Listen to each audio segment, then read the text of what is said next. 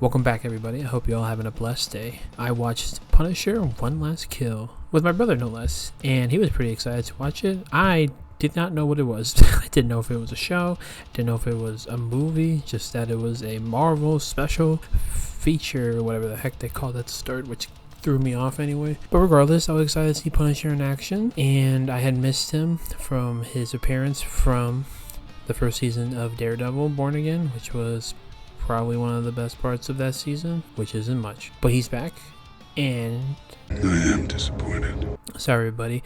I wanted more for what was presented here, so let's talk about some of the good. John Berthal as the Punisher is the best part of this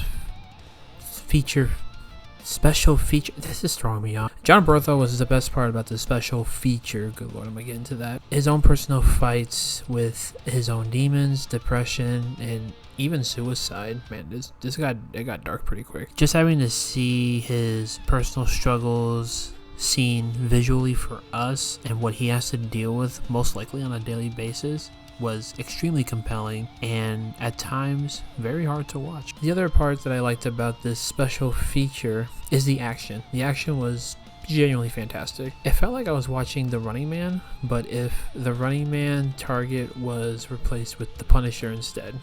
So it was just Punisher trying to survive a bounty, absolutely destroying people left and right. Pretty awesome. And overall, I think there was no weak acting from anybody here. Any of the actions or emotional beats that were necessary were delivered by everybody, and there was not one bad performance in my opinion.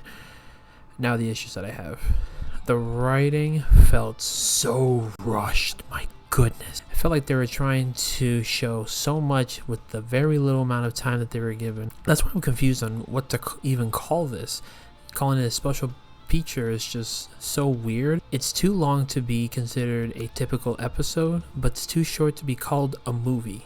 With the time that they used to present the story that they wanted to show, it just feels as if there were two different scripts that they wanted to use, but they couldn't. So instead of choosing one or the other, they tried to fit all of this together into something that barely runs for 40 minutes. Makes not only the emotional beats that I mentioned feel less impactful, but it also just gets confusing as to why these events are happening as fast as they are and in the way that they're happening. I'm trying not to spoil too much, but I think I might have to get into it a little bit. Essentially, the bounty is placed on the Punisher because he had taken out a crime family. It's briefly mentioned at the start of this, and I even went to go check if this connected to the shows. It was not. Completely original to this world for the Marvel's universe of Punisher, and it just not only comes out of left field, it just feels conflicting to what Punisher does as a character, which is take everyone's life in the name of his own pursuit of what is considered vengeful justice. Doesn't matter who you are, if you oppose his view of what is considered wrong in his mind, you're dead. You are simply dead, and there is nothing you can do about it. So the fact that this all even happens because someone was alive from his rampage, it doesn't really make sense. And the times that he's shown compassion to criminals were because 9 times out of 10 children are involved, and he has a special place for children in his heart.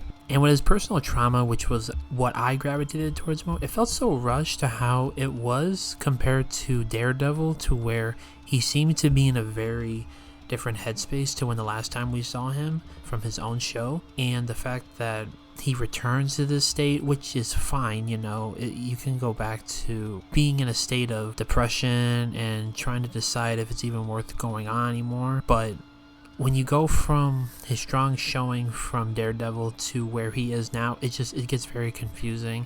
Comparing him to Daredevil to him now is a bit unfair, but with how Marvel works and everything being connected, I feel it's only fair to draw the conclusion that there were different writers wanting to show different plots, but they could not decide, so they try to just stuff it all in here.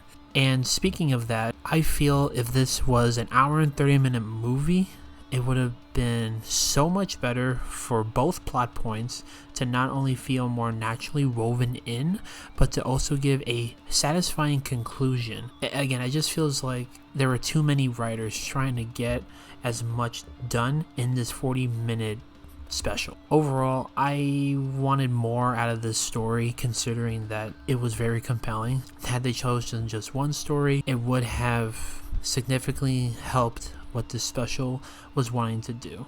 It was a nice watch, and you won't miss out much if you choose not to watch it, but that's a great action scene. And Jon Bernthal is Punisher at this point, regardless of what was given to him. But overall, I give Punisher One Last Kill a 5 out of 10. Disappointing, but it's not that long, so it won't be taking up too much of your time.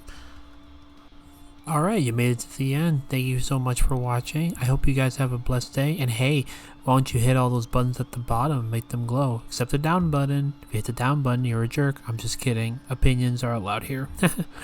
Have a blessed day, everybody.